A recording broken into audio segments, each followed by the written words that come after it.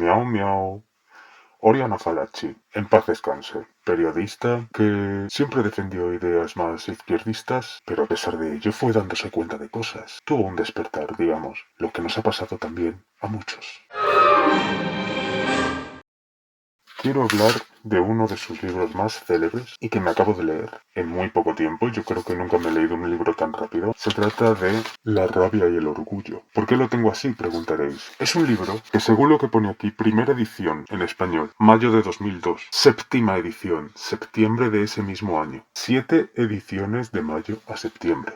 Eso no lo consigue cualquiera. Lo que decía esta mujer interesaba y era importante. Le he preguntado a ChatGPT por qué este libro ya no se reedita. Y dice el muy cabrón, La rabia y el orgullo de Oriana Fallaci no solo se sigue publicando, sino que ha sido reeditado conjuntamente con su secuela La fuerza de la razón, que ya me lo leeré, por cierto. No es que no se edite, sino que la edición conjunta de ambos libros es una forma de presentar el pensamiento completo de la autora después de los atentados del 11S. No sé qué tiene que ver ChatGPT una cosa con la otra, pero vale. Dice, disponibilidad. La obra está disponible en diversas plataformas, incluyendo la venta en Amazon. Y efectivamente, después de buscar un poco, nos encontramos una edición con los dos libros juntos por 18,90 euros. Pero yo, que lo he intentado, no he encontrado estos libros, ni en la Casa del Libro, ni en el FNAC, ni en otro tipo de librerías. Tienes que irte a Amazon y, por ejemplo, esta edición, que es la más barata que yo me encuentro, realmente no sé quién es el vendedor. Solo me sale el autor, pero es que esta mujer está muerta, o sea que no sé quién se estará llevando. En fin, que yo me lo he impreso porque me lo quería leer ya, y no me apetecía pedirlo por internet. Si lo hubieran tenido en la Casa del Libro me lo hubiera comprado. La cuestión es que a mí me gusta mucho subrayar los libros y como considero que este es un libro esencial que todo el mundo debería leer para darse cuenta de qué es lo que está pasando, voy a comentar las partes que más me han gustado. Esto no me va a caber en un solo vídeo, no sé si tendré que hacer 2 o 3, pero a pesar de que es un libro corto, es un libro. Y a pesar de que no lo he subrayado entero, he subrayado muchas cosas. Como decía, este es un libro que Oriana Fallaci escribió después de los atentados del 11S, mientras ella estaba en Nueva York. Ella critica mucho esto en 2002, critica mucho cómo Europa le abre los brazos, cómo esa Europa progresista que se empeña en suicidarse le abre los brazos a un monstruo como el islamismo. Lo que hoy está pasando peor. Hay un momento del libro en el que ella dice, esto irá peor. Efectivamente, este libro tiene 23 años. Ha dado mucho tiempo para que siga yendo a peor. Los atentados del 11S la trastocaron tanto que no pudo evitar sentarse en la máquina de escribir y escupir todo lo que se le venía a la cabeza. Tiene un prólogo bastante largo, del que también he subrayado cosas. Así que voy a empezar por el prólogo. La primera frase que me llamó la atención poderosamente fue precisamente una que se ha estado comentando últimamente y que es cierto, ¿no? Las imágenes están ahí. Justo en el momento del 11S. Y justo cuando me preguntaba ¿qué hago? La televisión me mostró las imágenes de los palestinos que locos de alegría celebraban la masacre. Berreaban victoria, victoria. Y alguien me contó que en Italia mucha gente los imitaba carcajeándose. Bien a los americanos les está bien.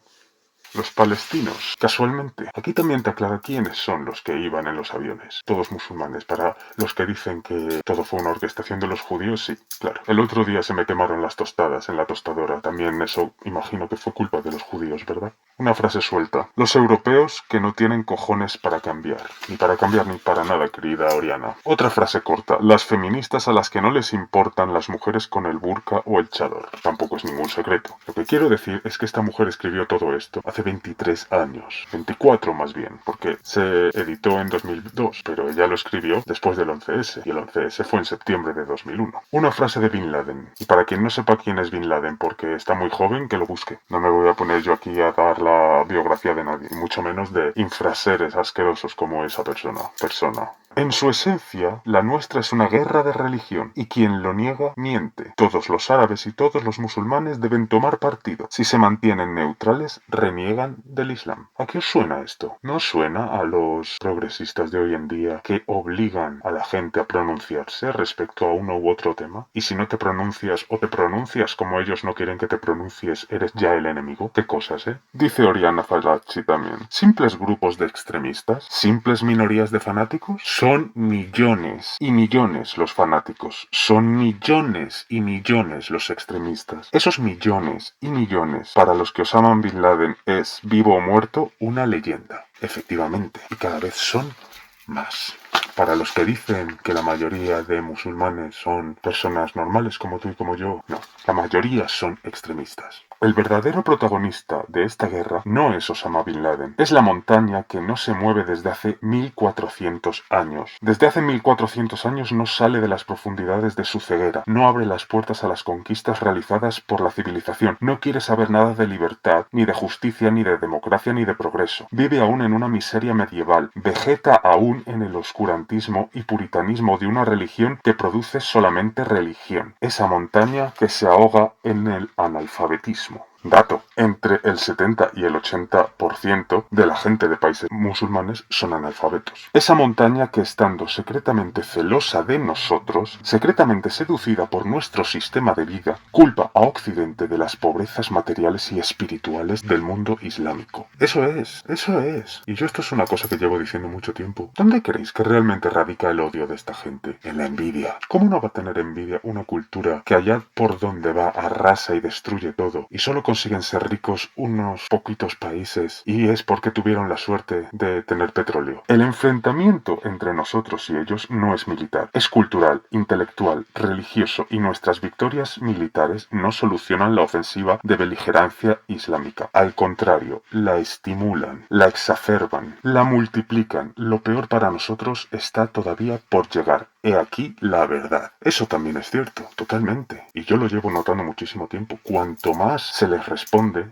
peor. Es lo que necesitan. Es una cultura que necesita la violencia, que necesita el conflicto. Sin ello no podrían existir. Esos nuevos SS, efectivamente, lo que yo también he dicho mucho, los islamistas, los pro-Hamas, son los nuevos nazis. Esos nuevos SS, estos nuevos camisas negras están por todas partes, protegidos por el cinismo, el oportunismo, el cálculo, la estupidez de quienes nos los presentan como si fueran tibias de santos. Pobrecitos, pobrecitos, mira qué pena dan cuando desembarcan de las pateras. Racista, racista, tú que no los soportas. Las mezquitas que en toda Europa florecen a la sombra de nuestro olvidado laicismo y de nuestro pacifismo hipócrita y desubicado están llenas de terroristas o futuros terroristas. En uno de mis anteriores vídeos puse un enlace a un vídeo que era una entrevista que le hacía Roberto Vaquero a una mujer que estuvo casada con un integrista islámico. A ese hombre le formaron en el integrismo y en el terrorismo en la mezquita de la M30 de Madrid. Están aquí, entre nosotros. Luego pone una serie de ejemplos de terroristas musulmanes en Italia, en esta mezquita, en esta otra. Por Dios, alguien debería contarme un día lo que pasaba entre tanto en España, en Francia, en Alemania, en Inglaterra, en Holanda, en Escandinavia, etc. Se constata que los terroristas más peligrosos suelen estar en posesión de pasaportes reglamentarios y renovados por las autoridades europeas, de carnés de identidad expedidos con gran generosidad por los ministros europeos del Interior o de Asuntos Exteriores. Se conocen hasta los lugares de sus encuentros. Son las carnicerías halal, por ejemplo. Es decir, las carnicerías islámicas de las que nuestros huéspedes musulmanes han llenado Italia. Que ella habla sobre todo de Italia, pero es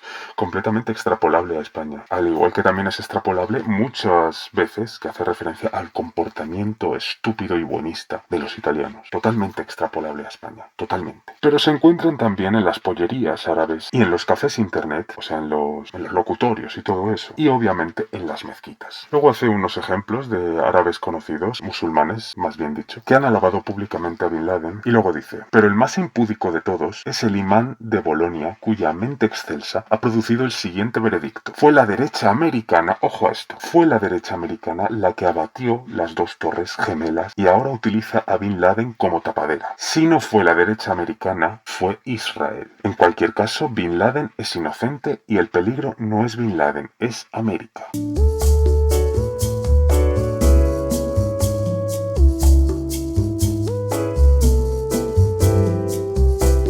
Parece un cretino y basta, ¿verdad? Ah, no. En defensa de la fe, el Corán admite la mentira y la calumnia y la hipocresía. Cualquier teólogo del Islam te lo confirmará. Anécdota. El 10 de septiembre de 2001, un día antes de lo de las torres, precisamente en la mezquita de Bolonia, la policía secuestró una octavilla que ensalzaba los atentados y anunciaba la inminencia de un acontecimiento excepcional. Ya se nos va quedando un poquito claro de dónde viene esta manía de echarle la culpa a los judíos de todo. Ya se nos queda un poquito claro de dónde dónde viene la manía esta de llamarle a todo ultraderecha y fascismo? Esta mujer no escribía por escribir. Esta mujer estuvo años y años y años yendo a países musulmanes, poniéndose el velo y poniéndose de todo, haciendo todo lo que hiciera falta para entrevistar al mayor canalla de esos países. Esta mujer se dedicaba a esto y por eso sabía lo que escribía. Buscad sobre ella, por favor. No puede quedar en el olvido. Y seguro que en cuanto veáis fotos de ella vais a saber de qué murió, porque salen todas las fotos fumando. Y como esta mujer ya no tenía nada que perder, me gusta una frase que dice aquí, que dice: oídme bien, porque aunque he hablado de colisión cultural, intelectual, religiosa y no militar, ahora os digo, guerra habéis querido, guerra queréis. Por lo que me concierne, que guerra sea, hasta el último aliento. Y efectivamente, luchó hasta su último aliento. Lo que pasa es que tuvo una vida corta para lo que suele ser la vida de una persona. Pero esta mujer podría haber hecho mucho más. Luego cuenta la historia de por qué el editor la traicionó. Y luego también el motivo por el que a los periodistuchos que escribían en contra de ella, los que son lameculos del progresismo imperante hoy en día, los llama cigarras. Es una palabra que se repite bastante a lo largo del libro, por eso es importante que se sepa. Esto es una cosa interesante. Hay una cigarra a la que me divierte responder. Me han dicho, para contradecir mi desprecio por la cultura islámica, me acusa de dos crímenes: no conocer las 1001 noches y negar a los árabes el mérito de haber definido el concepto de cero en matemáticas. No, incauto señor o señora, o mitad y mitad o lo que sea. Eso está muy bien. Yo soy una apasionada de la matemática y el concepto de cero lo conozco bastante bien. Usted se refiere seguramente al matemático árabe Muhammad ibn Musa, no sé qué, que en el año 810 después de Cristo introdujo en los países mediterráneos la numeración decimal con el recurso del cero. Pero se equivoca, pues en su obra declara que la numeración decimal con el recurso del cero no es cosa suya. Fue enunciado en el año 628 después de Cristo por el matemático indio Brahmagupta. Lo anunció después de los mayas. Ya 2 siglos antes, dicen, los mayas indicaban el nacimiento del universo con el año cero. El primer día de cada mes lo indicaban con el signo de cero y en los cálculos donde faltaba un número rellenaban el vacío con el cero. En la historia de la matemática, 99 de cada 100 estudiosos atribuyen a este indio la paternidad del cero. En cuanto a las 1001 noches, me pregunto qué calumniador te ha contado que no conozco esa delicia. Luego dice que cuando era niña era uno de sus libros favoritos a pesar de ser un libro erótico. O sea que lo conoce perfectamente. Pero añade: pero honestamente no me parece el caso comparar aquellos graciosos cuentos con la Ilíada o la Odisea de Homero, con los diálogos de Platón, la Eneida de Vigilio, las Confesiones de San Agustín, la Divina Comedia de Dante Alighieri, Shakespeare, el Quijote de Cervantes, la Crítica de la Razón Pura de Kant, Guerra y Paz de Tolstoy.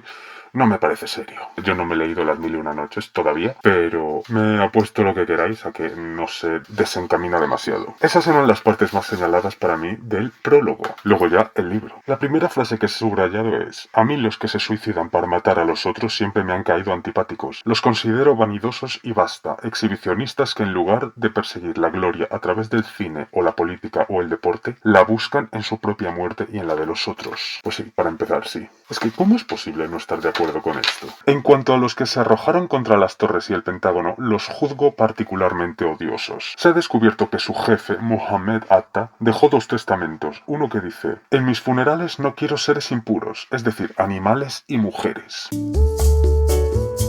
Otro que dice: ni siquiera cerca de mi tumba quiero seres impuros, sobre todo los más impuros de todos, las mujeres embarazadas. ¡Qué joya, eh! Y me consuela pensar que este bastardo nunca tendrá funerales ni tumbas. Eso lo dice ella. Sí, es un consuelo, efectivamente, Oriana. Cuanto más demócrata y abierta es una sociedad, tanto más expuesta está al terrorismo, menos tolera las medidas policiales. No casualmente, los países sin democracia, los países gobernados por un régimen policial, siempre han acogido y ayudado a los terroristas. Me parece interesante esa reflexión, amén de importante. Sobre Osama Bin Laden, dice: este ex playboy que en vez de cortejar a las princesas rubias y divertirse en los nightclubs como hacía en Beirut y en los Emiratos cuando tenía 20 años, se divierte con las matanzas celebradas en nombre de Alá. Su difunto y ultrapolígamo padre, que entre varones y mujeres ha generado 54 descendientes, y de él el 17º, amaba decir: siempre ha sido el más bueno, el más dulce, el más bueno. Esto decía el padre de Bin Laden sobre Bin Laden, que era el más bueno. Y la cosa es que a mí esto me suena haberlo leído antes en algún otro sitio o haberlo escuchado. Sigue Oriana. Sus feas hermanas que en Londres y en la Costa Azul se dejan fotografiar con la cara y la cabeza descubiertas, los enormes senos y las inmensas nalgas bien visibles, sus numerosas esposas y concubinas, las relaciones que todavía mantiene con Arabia Saudí, esa horrible Arabia Saudí, esa infecta caja fuerte de la que todos dependemos por el maldito petróleo. Luego hace una interesante reflexión acerca de la unidad estadounidense ante las desgracias, de cómo una sociedad tan dividida también políticamente, entre los de un lado y los del otro, es capaz de unirse tanto en el dolor, de sacar una bandera de Estados Unidos y decir esto es lo que tenemos en común y esto es lo importante. Es una cosa que ella admira de Estados Unidos y que piensa que en Europa hace mucha falta. Y repito, habla particularmente de Italia y a mí me hace una gracia tremenda ver cómo eso es tan absolutamente extrapolable a España. Porque dice, si los europeos y en particular los italianos aprendiesen esta lección. Es un país tan dividido Italia, tan sectario, tan envenenado por sus mezquindades tribales, se odian también en el seno del propio partido en Italia. No son capaces de estar juntos ni siquiera bajo el mismo emblema, el mismo distintivo. Celosos, biliosos, vanidosos, mezquinos, no piensan más que en sus intereses personales. Por sus intereses personales se hacen maldades, se traicionan, se acusan, se escupen, se arrojan la recíproca mierda. Yo estoy absolutamente convencida de que si Osama Bin Laden hiciera saltar por los aires la torre de Giotto, o como sea, o la torre de Pisa, la oposición culparía al gobierno y el gobierno a la oposición. Españoles, esto suena, ¿verdad? En España, en Francia, en Alemania, etc., también. Ella sabía perfectamente de lo que hablaba. Nadie me puede negar esto. Esa capacidad de unirse que caracteriza a los americanos nace de su patriotismo. Yo sentí una especie de humillación al ver a los operarios americanos que alzando el puño y ondeando las banderitas gritaban USA, USA, USA, sin que nadie se lo hubiese ordenado. Porque los operarios italianos que ondean la tricolor y gritan Italia, Italia, no los puedo imaginar. En las manifestaciones y en los comicios les he visto enarbolar tantas banderas rojas a los operarios italianos, ríos, lagos de banderas rojas. Las banderas tricolores, empero, muy raramente. Mejor nunca. Mal dirigidos o tiranizados por una izquierda devota de la Unión Soviética. Las banderas tricolores se las han dejado siempre a los adversarios. Y no es que los adversarios hayan hecho un buen uso de tal don. Tampoco lo han derrochado, gracias a Dios. Sí. Hay una gran diferencia entre un país en el cual la bandera de la patria es enarbolada solo por los palurdos de los estadios o los vencedores de las Olimpiadas y un país en el cual es enarbolada por el pueblo entero. Me parece muy curioso como dice que son los de izquierdas los que han dejado que los adversarios sean los que ondeen la bandera del país. Porque aquí a los de izquierdas les gusta mucho decir que es que los de derechas se han apoderado de la bandera. No, perdón, no es que los de derechas se hayan apoderado de la bandera, es que vosotros la habéis despreciado. Como los de derechas no la han despreciado, pues la han usado, y el uso que le dan ellos nos gusta. Sois el puto perro del hortelano. No, si resulta que es totalmente cierto que españoles e italianos, vamos. Luego habla de cómo los padres fundadores de Estados Unidos eran gente culta, que habían leído, que tenían estudios, etcétera, etcétera. Luego una frase de su padre: el comunismo es un régimen monárquico en cuanto tal corta los cojones a los hombres. Dice, los americanos, los estadounidenses, no son personas elegantes, son personas en general, incluso rústicas, dice, pero están redimidos, están salvados por su patriotismo. Con América, todos se han roto los cuernos. Al final se les han roto también a los comunistas vietnamitas. El problema es que los hijos de Alá no son vietnamitas. Y con los hijos de Alá el conflicto será duro, a menos que el resto de Occidente, es decir, Europa, apague su miedo y razone un poco y eche una mano. El Papa incluido. Muy interesante esto. Y aquí permítanme una pregunta, Santísimo Padre. ¿De verdad usted pidió a los hijos de Alá que perdonasen las cruzadas para conquistar el Santo Sepulcro? Sí. Bueno. ¿Y ellos nunca le han pedido perdón por haberlo robado a los cristianos? ¿Por haber dominado durante más de 7 siglos la catolicísima península ibérica, invadiendo y usurpando todo Portugal y 3/4 partes de España? ¿Perseguido al pueblo, desnaturalizado sus costumbres y sus idiomas? Así que si en 1482 Isabel de Castilla y Fernando de Aragón no hubiesen tomado cartas en el asunto, hoy en España y Portugal ¿se hablaría todavía árabe? ¿Se llevaría todavía el turbante y el burka y el chador? ¿Se bebería solamente agua? Me gustaría una respuesta, Santísimo Padre, porque conmigo nunca se disculparon por los crímenes que hasta principios del siglo XIX cometieron a lo largo de las costas de Toscana. donde secuestraban a mis abuelos, los conducían a Argelia o a Túnez o a Marruecos o a Turquía y les cortaban la garganta si intentaban escapar. Por Dios, santidad, usted ha trabajado tanto para que cayera el comunismo y la Unión Soviética y ahora le guiña el ojo a quienes son 1000 veces peores que Stalin. Pide perdón a quienes le robaron el Santo Sepulcro y probablemente quisieran robarle el Vaticano. Eso ofende la lógica y su mismo trono, santidad. Claro, es que aquí todo el mundo tiene que pedir perdón, menos ellos. Los españoles tenemos que pedir perdón a los latinoamericanos, hispanoamericanos, me la suda. Por Colón, el papa de por aquel entonces que era Juan Pablo II, pidió perdón a los musulmanes ¿por qué? ¿Por las cruzadas? ¿En serio? Pues nada, que pidan ellos también por la reconquista de Jerusalén, como bien dice esta mujer, o que pidan perdón por haber estado invadiendo la península ibérica durante tanto tiempo. Poniéndonos así, ¿verdad? Aquí todo el mundo tiene que pedir perdón a todo el mundo. Y en fin, por el momento lo voy a dejar así porque no quiero que el vídeo sea tan largo, pero volveré con una segunda parte porque quiero poner mi granito de arena para que la gente conozca esta maravilla de libro que, como estáis viendo, no tiene pelos en la lengua y yo creo que es lo que se necesita hoy en día. Ya basta de medias tintas, ya basta de buenismo, ya basta de intentar apiadarnos de no sé qué cosa que nunca se apiadaría de nosotros ni aunque tuviera la ocasión. Ya basta de tanta gilipollez. Necesitamos más Orianas Falachis.